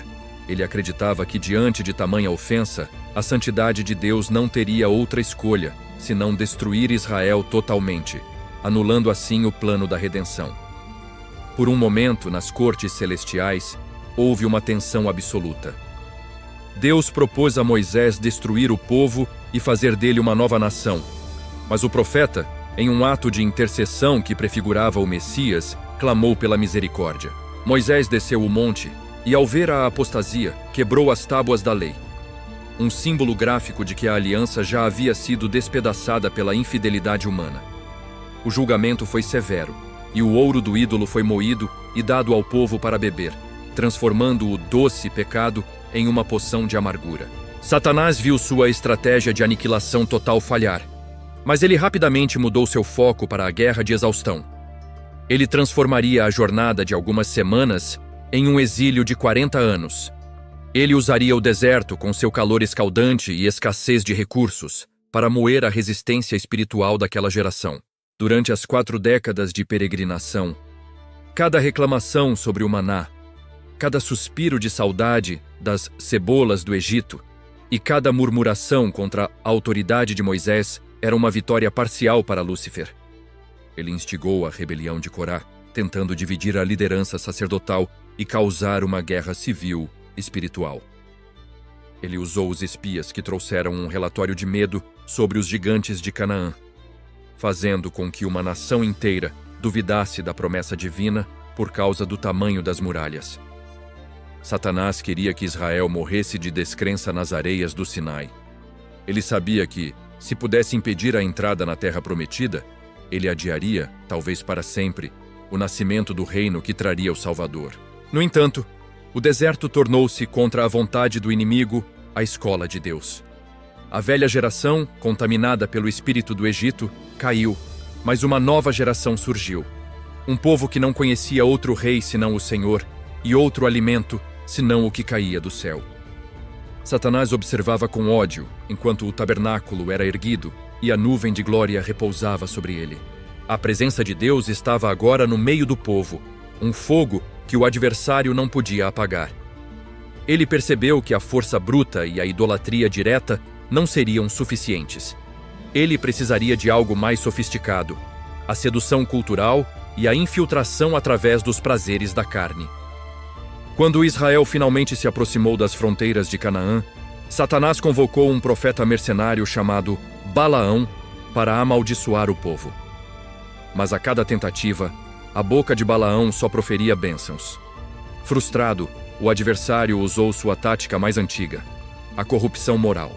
Através das mulheres de Moabe, ele convidou os homens de Israel para sacrifícios a deuses estranhos, misturando a adoração com o prazer ilícito. Milhares caíram naquele dia, mas a linhagem permaneceu. A entrada em Canaã era iminente, e o príncipe deste mundo sabia que o próximo campo de batalha não seria mais o deserto vazio, mas as cidades fortificadas de um povo que ele mesmo havia treinado na maldade por séculos. Josué assumiu o comando, e as muralhas de Jericó caíram não pelo poder de armas, mas pelo som de louvor. Israel estava na terra, mas a guerra estava longe de terminar. Satanás percebeu que, se Israel tivesse um rei humano, ele teria um alvo central para corromper. Ele começou a preparar o terreno para a transição da teocracia para a monarquia. Esperando o momento em que pudesse colocar um homem no trono cuja alma fosse tão vulnerável quanto a de Saul, ou tão complexa quanto a do pastor que derrotaria gigantes. Qual seria a jogada de mestre de Lúcifer para derrubar a linhagem de Davi, o homem segundo o coração de Deus? E como um único pecado de telhado quase mudou a genealogia do Messias. A transição de Israel de uma confederação de tribos para uma monarquia centralizada foi o momento que Satanás esperava para consolidar seu controle sobre o povo da promessa. Ele sabia que era muito mais fácil corromper uma única cabeça coroada do que milhares de corações individuais. Quando Saul foi ungido o primeiro rei, o adversário viu nele o espelho perfeito de sua própria queda. Um homem que começou com humildade, mas que foi rapidamente intoxicado pelo incenso do poder. O pecado de Saul, a desobediência no sacrifício e a preservação do despojo de Amaleque. Não foi um erro técnico, mas uma manifestação de autonomia contra o decreto divino. Quando o Espírito do Senhor se retirou de Saul, Satanás enviou um de seus espíritos opressores para habitar as câmaras vazias da mente do rei. O primeiro monarca de Israel tornou-se um homem atormentado, consumido pelo ciúme e pela paranoia, transformando o palácio em um labirinto de sombras. No entanto, enquanto Saul se desintegrava, nas colinas de Belém, um jovem pastor chamado Davi compunha canções de adoração que faziam os exércitos das trevas recuarem. Para Lúcifer, Davi era o inimigo mais perigoso que já surgira desde Moisés. Ele não tinha o prestígio real de Saul, mas possuía algo que o adversário mais detestava: um coração que batia em sincronia com o de Deus. O querubim da música reconhecia na harpa de Davi as frequências de glória que ele mesmo outrora regera no céu. Cada nota de Davi era uma ferida no orgulho de Satanás. Por isso, quando Davi foi ungido sucessor de Saul, o inferno mobilizou sua artilharia mais pesada. A estratégia de Satanás voltou-se para a força bruta, resgatando um vestígio de seu antigo projeto genético: os gigantes. Golias de Gate não era apenas um soldado imenso. Ele era um descendente dos Refaíns, os remanescentes daquela linhagem híbrida que Satanás tentara estabelecer antes do dilúvio.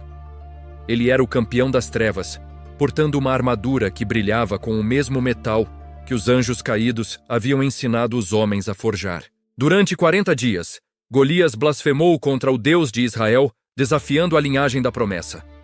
Satanás esperava que o medo paralisasse o exército, provando que a descendência da mulher era covarde.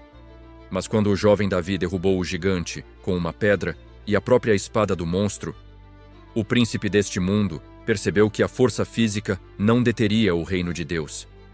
Ele precisaria de uma abordagem muito mais íntima e destrutiva.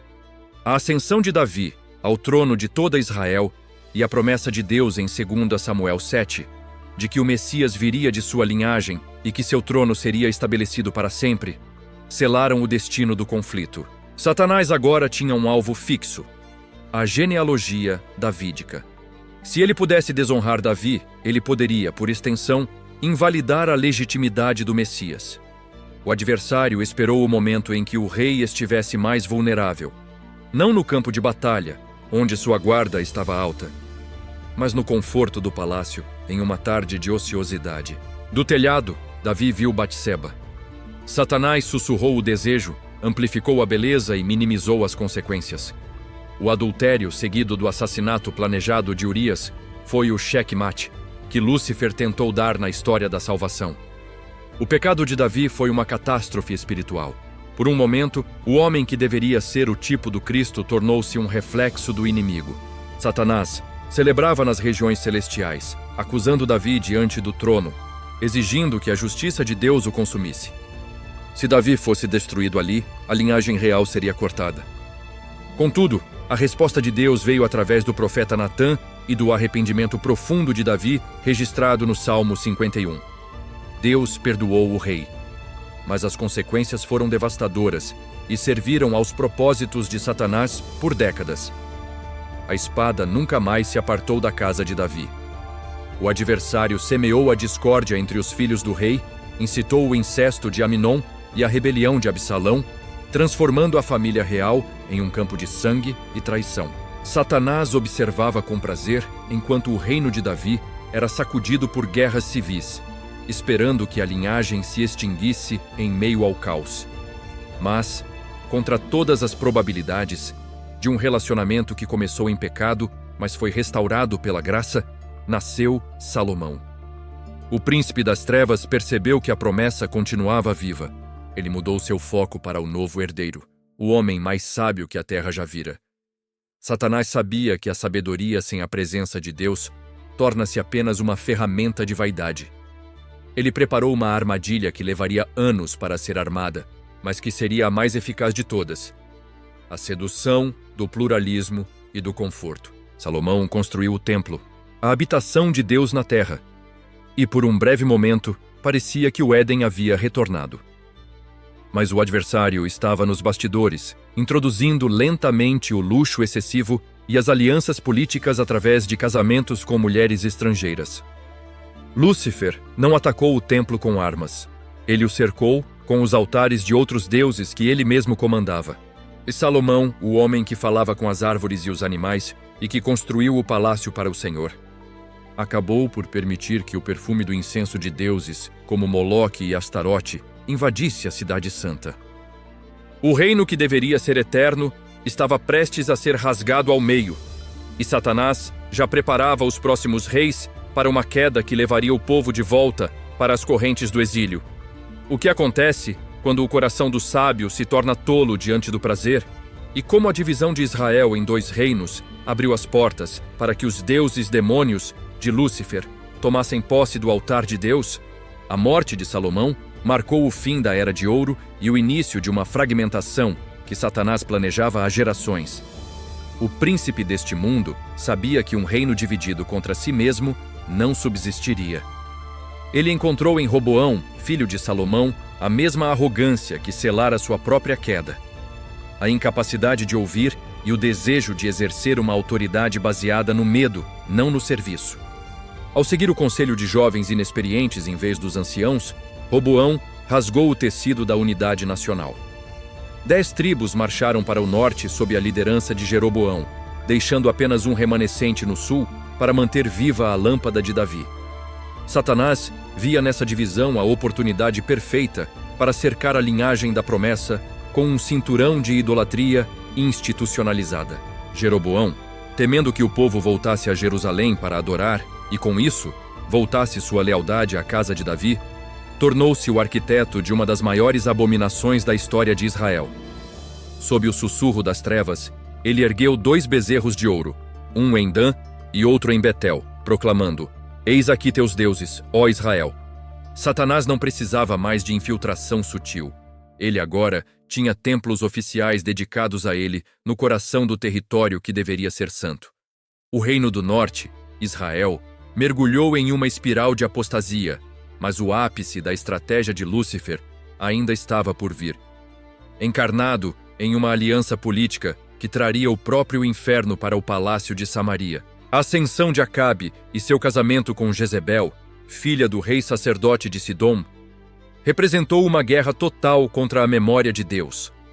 Jezebel não era apenas uma rainha, ela era uma alta sacerdotisa de Baal e Astarote, os principados que Satanás usava para governar as nações vizinhas. Ela não queria apenas que o povo tolerasse seus deuses, ela queria o extermínio sistemático de todos os profetas de Yahvé. Sob o comando dela, os altares do Senhor foram derrubados e substituídos por postes ídolos e templos de Baal.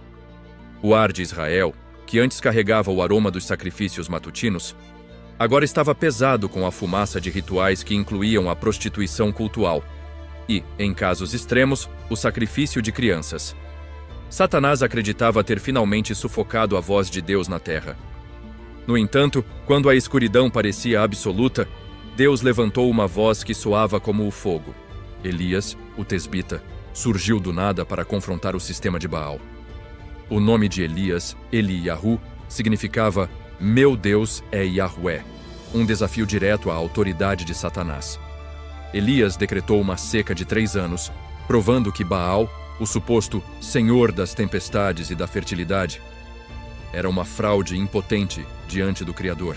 Satanás mobilizou seus 850 profetas para um confronto final no Monte Carmelo.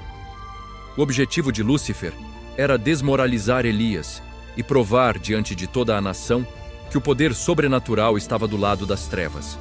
O confronto no Carmelo foi a maior exibição de guerra espiritual da Era dos Reis. Os profetas de Baal gritaram, dançaram e se retalharam durante todo o dia, mas o céu permaneceu em silêncio absoluto. Satanás não podia enviar fogo. Ele é uma criatura, não o Criador, e estava sob a restrição da soberania divina naquele momento. Quando chegou a hora do sacrifício da tarde, Elias reconstruiu o altar do Senhor com 12 pedras e clamou por uma resposta. O fogo que desceu do céu não apenas consumiu o sacrifício, mas as pedras, o pó e a água, revelando a glória de Deus de uma forma que os demônios de Baal fugiram em terror. O povo, caindo sobre seus rostos, gritou: "O Senhor é Deus!"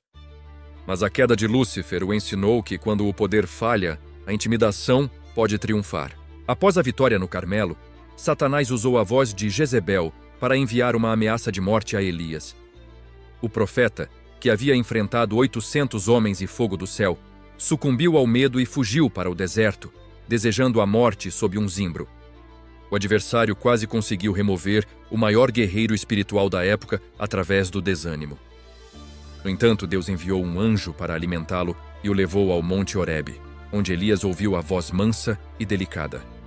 A batalha continuaria, mas agora através de uma linhagem de profetas e reis que Deus já havia separado, incluindo o sucessor de Elias, Eliseu. Satanás percebeu que, apesar de todos os seus esforços em Israel, o reino do sul, Judá, ainda mantinha a linhagem de Davi. Ele começou a orquestrar uma infiltração ainda mais perigosa. O casamento de Atalia, filha de Jezebel, com Jeorão, rei de Judá. O veneno de Baal estava entrando na linhagem real da promessa. Atalia, movida pelo mesmo espírito de destruição de sua mãe, tentou exterminar toda a semente real de Judá para garantir o trono para si. E no esmagador de serpentes, estava a apenas um passo de ser apagado da história humana através de um massacre doméstico no palácio de Jerusalém. Atalia acreditava ter matado todos os herdeiros de Davi, mas o que ela não sabia era que um bebê chamado Joás havia sido escondido nas câmaras do templo por uma corajosa princesa e um sumo sacerdote fiel. Satanás celebrou a aparente extinção da linhagem messiânica por 6 anos, enquanto uma usurpadora governava o trono de Davi. O que acontece quando o segredo de 6 anos é revelado e o último herdeiro da promessa é apresentado à nação sob o som das trombetas? E como a crescente apostasia de Judá levaria Satanás a usar os impérios mundiais da Assíria e da Babilônia como seus instrumentos de julgamento final contra o povo escolhido? A paciência de Deus é vasta, mas a santidade exige que a iniquidade tenha um limite. Judá, o último reduto da linhagem de Davi, havia se tornado um antro de sincretismo e apostasia que faria até mesmo as nações pagãs corarem. O rei Manassés havia levado a abominação ao extremo, sacrificando seus próprios filhos no fogo e instalando ídolos dentro do Santo dos Santos. Satanás, o príncipe das trevas, via nisso o seu maior triunfo. Ele não precisava mais atacar o templo por fora. Ele o havia conquistado por dentro. No entanto, o julgamento era inevitável. Como o profeta Jeremias clamava nas ruas de Jerusalém, o leão havia saído do seu esconderijo. Esse leão era Nabucodonosor II, o monarca da Babilônia. E por trás de seu trono de ouro, Lúcifer orquestrava o que ele acreditava ser o golpe final na esperança messiânica. A queda de Jerusalém em 586 a.C. foi um espetáculo de horror espiritual e físico. Enquanto as muralhas eram derrubadas e o templo, a morada terrena da glória de Deus, era consumido pelas chamas, Satanás celebrava o que parecia ser a anulação das promessas feitas a Abraão e Davi. O exílio para a Babilônia não era apenas um deslocamento geográfico. Era uma tentativa de absorção cultural e espiritual. A Babilônia era a herdeira direta de Babel, o centro do sistema mundial de Lúcifer. Ali, o adversário estabeleceu uma escola de deuses, onde os jovens mais brilhantes de Israel seriam reeducados, renomeados e reprogramados para esquecer o nome do Senhor e abraçar a cosmologia babilônica. Entre esses jovens estavam Daniel, Ananias, Misael e Azarias. O plano de Satanás era sofisticado. Ele queria babilonizar o remanescente. Ele mudou seus nomes para Beltesazar, Sadraque, Mesaque e Abednego, vinculando suas identidades aos deuses Bel, Marduque e Nego. Ele ofereceu-lhes o manjar do rei, alimentos que haviam sido sacrificados aos ídolos, buscando contaminar seus corpos e comprometer sua consagração. O adversário queria transformar os futuros líderes de Israel em burocratas submissos do seu império. Mas ele encontrou em Daniel um espírito de resistência que ele não via desde os tempos de Elias. Ao recusarem o manjar e manterem a fidelidade ao Deus único, esses jovens criaram uma fenda na hegemonia espiritual de Babilônia. Frustrado, Satanás mudou sua tática para o teste de fogo e a exaltação da imagem. Ele instigou o ego de Nabucodonosor a construir uma estátua colossal de ouro de 30 metros de altura na planície de Dura. A ordem era simples: todos deveriam se prostrar ao som da música. A mesma música que Satanás outrora dominara no céu e que agora usava para escravizar as vontades humanas. Aqueles que se recusassem seriam lançados em uma fornalha ardente. Para o inimigo, esta era a armadilha perfeita. Ou ele ganhava a adoração de Israel através da imagem, ou ele os extinguia no fogo. Quando os 3 jovens hebreus se recusaram a se dobrar, Satanás esperou o som da carne queimando. Entretanto, o que ele viu dentro da fornalha o fez recuar em pânico espiritual. O fogo, que deveria ser o seu agente de destruição, não tinha poder sobre os servos do Altíssimo. E no meio das chamas, não havia 3 homens, mas 4. O 4º homem tinha o aspecto do Filho de Deus. A presença física do Verbo antes de sua encarnação foi uma declaração de guerra direta a Lúcifer. Deus não estava apenas protegendo seus filhos. Ele estava invadindo o território do inimigo para mostrar que nem o fogo, nem os impérios poderiam deter o seu plano. Nabucodonosor, o grande fantoche de Satanás, foi forçado a reconhecer que não havia Deus como o Deus de Israel. Satanás não desistiu. Ele atacou o próprio Nabucodonosor, inflando seu orgulho até que o rei se comparou à própria divindade. Em um ato de julgamento que prefigurava a própria queda de Lúcifer, Nabucodonosor foi acometido de loucura, vivendo como um animal no campo por 7 anos, até reconhecer a soberania divina. Mais tarde, sob o reinado de Belsazar, o adversário permitiu que o rei profanasse os vasos sagrados do templo em um banquete de orgia e idolatria. Foi então que a mão invisível escreveu na parede: Mene, Mene, Tekel, Uparsim. Babilônia caiu em uma única noite para os persas. O príncipe das trevas percebeu que o sistema imperial era volátil. Ele precisava de uma forma mais sutil de controle.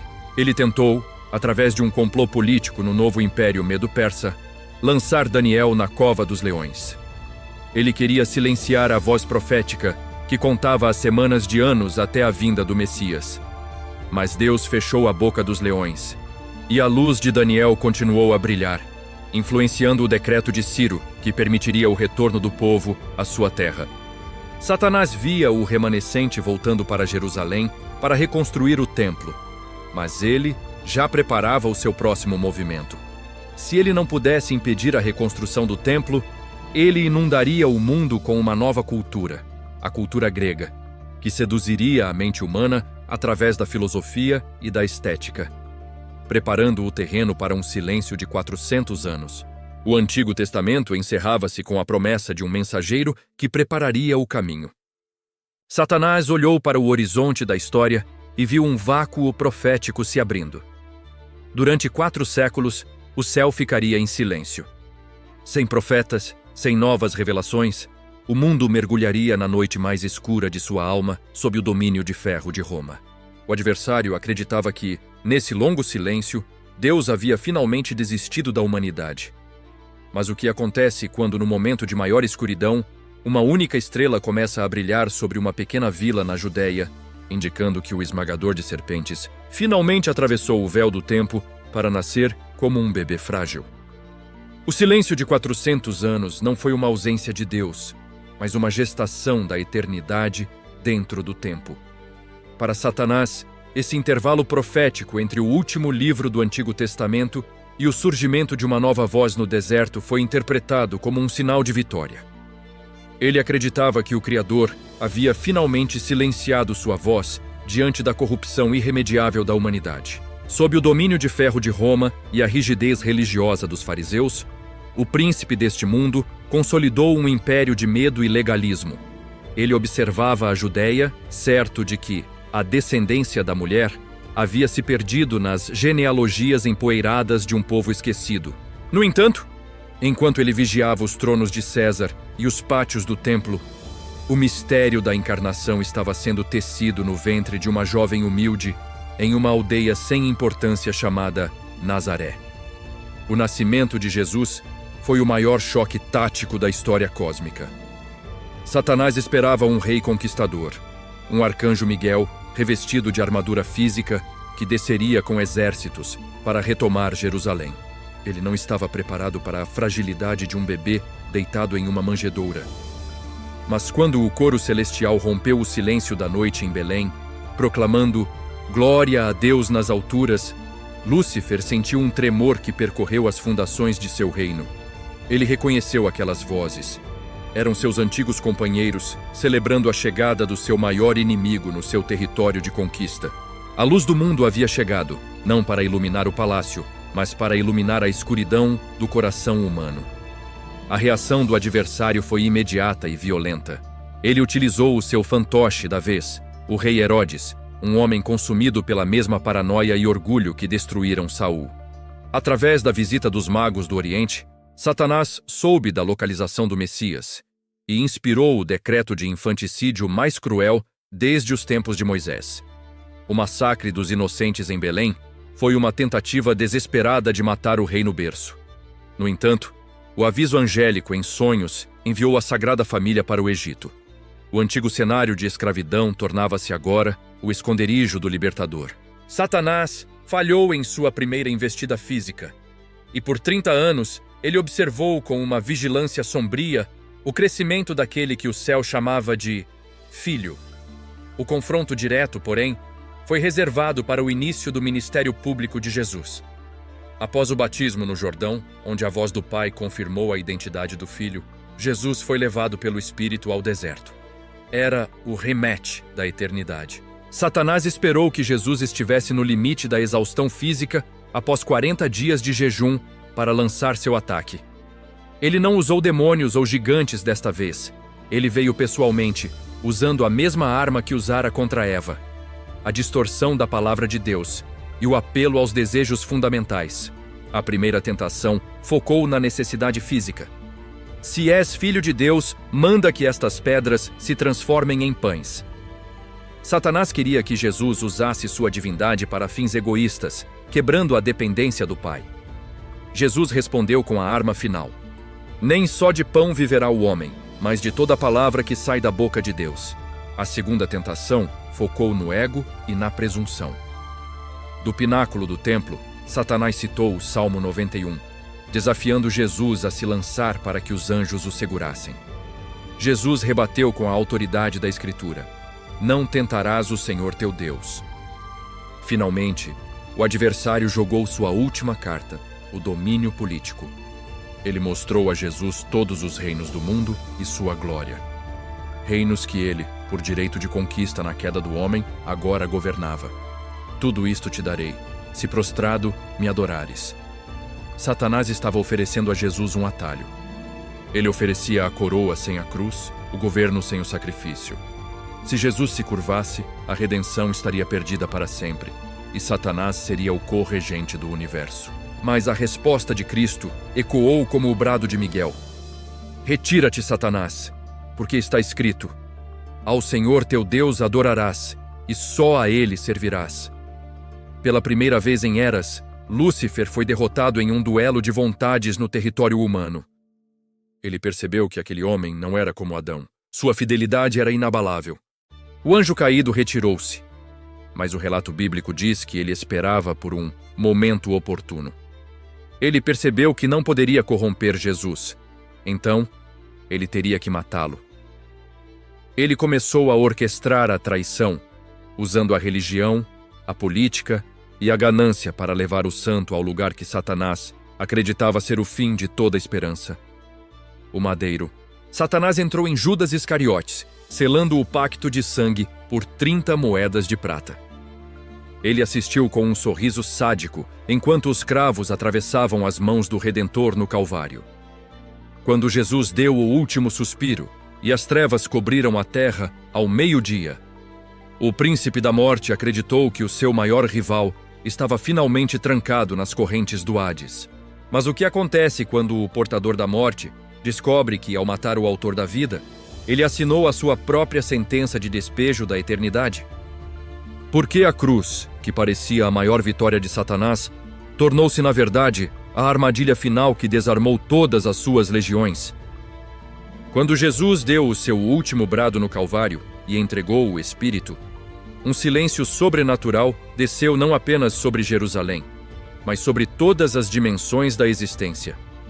Para Lúcifer, aquele era o momento que ele aguardava desde que fora expulso das cortes celestiais. Ele observava do alto de sua malícia o corpo inerte do Messias sendo levado para uma tumba emprestada. O príncipe da morte acreditava que, ao matar o autor da vida, ele havia finalmente quebrado o elo entre Deus e a humanidade. Ele reuniu suas legiões nas portas do Hades, preparando-se para receber a alma de Jesus como o seu troféu mais valioso. Ele imaginava que Jesus entraria no reino dos mortos como um derrotado, acorrentado pela culpa dos pecados da humanidade que ele havia tomado sobre si. Entretanto, o que aconteceu nas profundezas do Sheol foi algo que nenhum principado ou potestade poderia prever. Jesus não desceu ao reino dos mortos como um prisioneiro, mas como um invasor soberano. Jesus não estava ali para sofrer. Ele estava ali para proclamar sua vitória aos espíritos em prisão e para tomar o que lhe pertencia por direito. Em um confronto que os olhos humanos nunca viram, mas que as colunas do universo sentiram, Jesus desarmou os principados e as potestades, expondo-os publicamente ao desprezo. A arma mais poderosa de Satanás, o registro de dívida, que nos era contrário devido à transgressão da lei, foi cancelada e pregada na cruz. Colossenses 2, 14 e 15. O adversário percebeu tarde demais que o Calvário não fora o seu triunfo, mas a sua armadilha final. Ao matar um homem sem pecado, Satanás violou as próprias leis da justiça universal, perdendo o direito legal de reter as almas dos remidos. O ponto culminante desse duelo ocorreu quando Jesus tomou para si as chaves da morte e do inferno. Apocalipse 1:18. Satanás, que se orgulhava de ser o carcereiro das almas, viu-se subitamente destituído de sua autoridade máxima.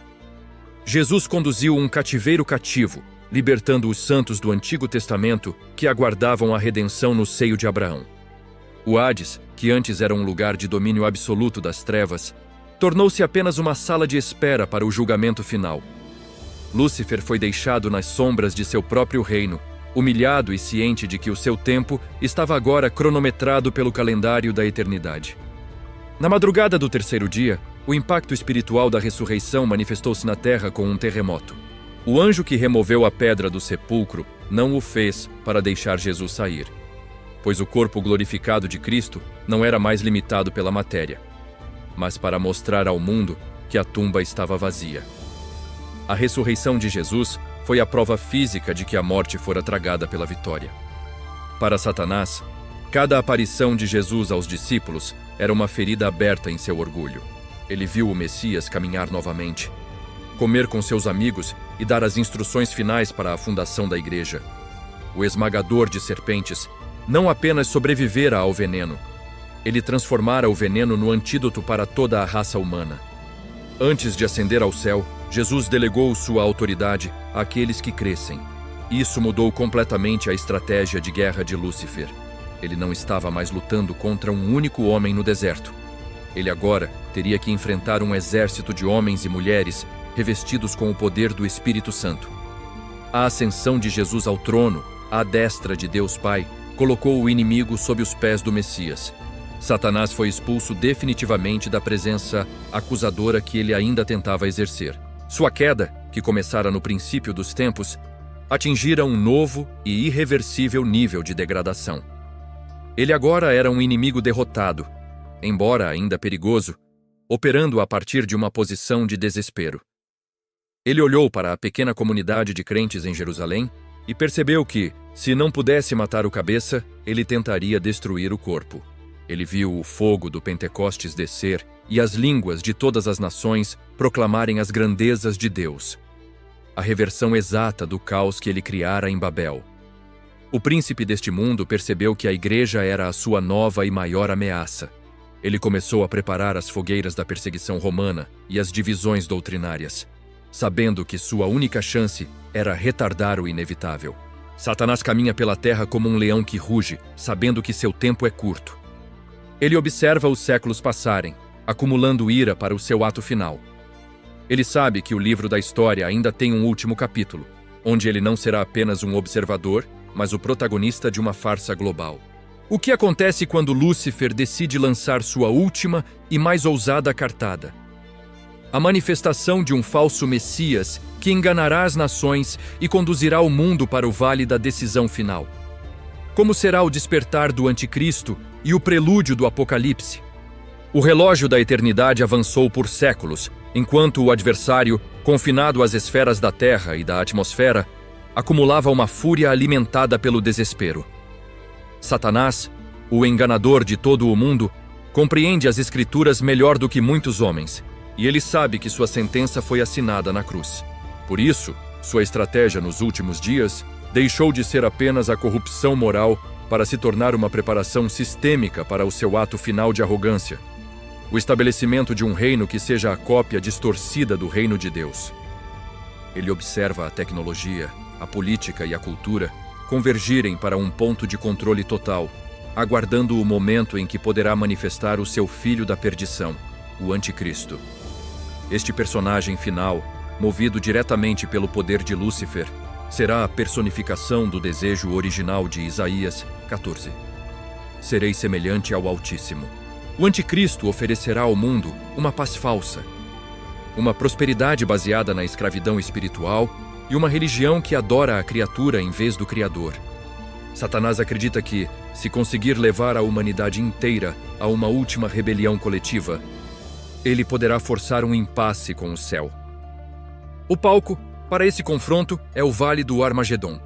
Ali, o príncipe das trevas convocará os reis da terra e seus exércitos, não para uma guerra entre nações, mas para uma tentativa insana de lutar contra o retorno do rei.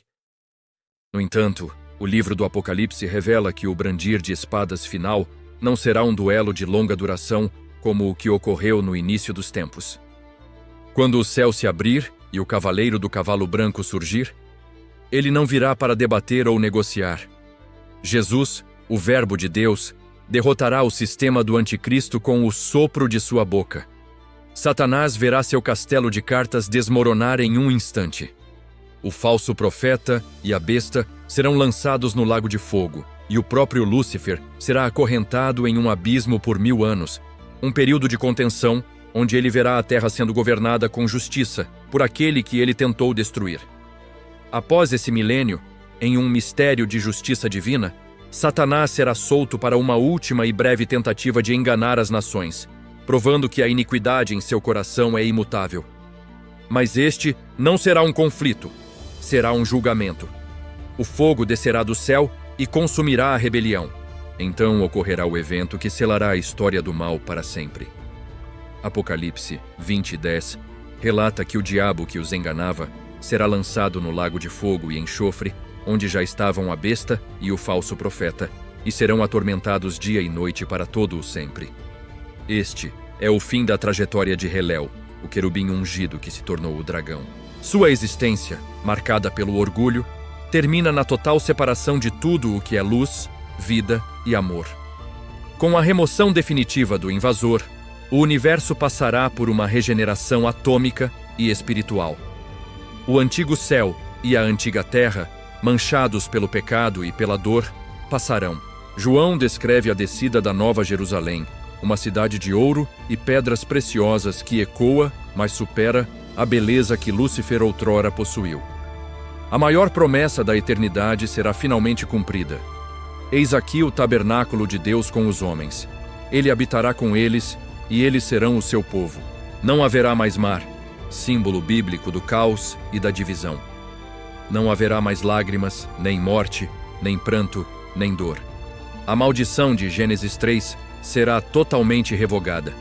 No centro da Nova Jerusalém, o rio da água da vida fluirá do trono de Deus, e em ambas as margens estará a árvore da vida. O acesso que foi perdido no Éden será restaurado para sempre. Os remidos verão a face de Deus, algo que nem mesmo Lúcifer, em seu estado de queda, pôde mais contemplar.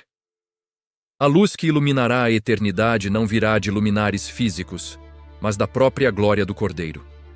A história que começou com uma queda em um jardim de luz, termina com uma exaltação em uma cidade de glória. O ciclo do pecado foi quebrado, o adversário foi julgado e a criação finalmente encontrou o seu repouso eterno na presença do Criador. A narrativa de Lúcifer é o lembrete eterno de que a beleza e o poder, quando desvinculados da obediência e do amor, tornam-se instrumentos de autodestruição. Mas a narrativa de Cristo é a prova de que o amor e o sacrifício são as únicas forças capazes de restaurar o que foi quebrado. A última página da Bíblia não termina com um fim, mas com um convite. Aquele que tem sede, venha, e quem quiser, tome de graça da água da vida. Aqui no canal Caminhos da Fé. Narrativas sagradas, levamos até você a palavra de Deus. Se chegou até aqui, deixe seu like e não se esqueça de compartilhar. Que Deus abençoe a todos vocês. A história começou com a queda da luz mais brilhante, transformando o selo da perfeição no pai das trevas. Vimos milênios de guerra, rebeliões e o desespero de uma humanidade que parecia perdida. Mas a escuridão nunca teve a última palavra.